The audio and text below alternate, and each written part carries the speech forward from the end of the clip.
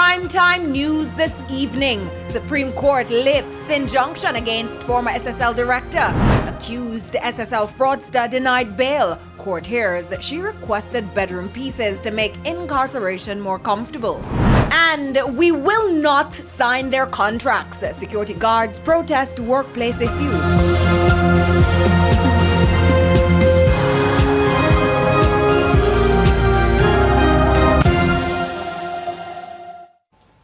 Good evening and welcome to Primetime News, live on air and online at onespotmedia.com. I'm Herman Green. And I'm Janella Precious with a preview of what's to come in business news. Here's Andrea Chisholm. Janella, if you are looking for a home, an affordable solution is coming to market soon.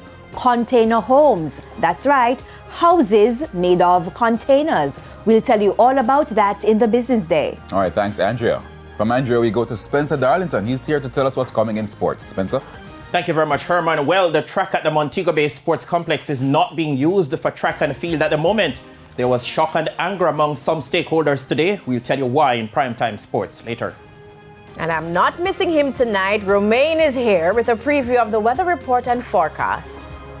Thank you so much, Janella. No, we do have isolated shower activity occurring across the island. We did have showers occurring across the island today, and we are expecting more showers and a few thunderstorms mainly across western parishes tomorrow, but drier conditions are expected on the weekend. Well-needed showers. There's also sports commentary and E-Prime in this newscast, but before the break, the feedback question. Our question this evening: what do you make of the series of high-profile financial fraud and theft cases in the country recently? You can share comments online, facebook.com/television Jamaica, and tweet us at TVJ News Center. Please stay tuned. Primetime News returns right after this break.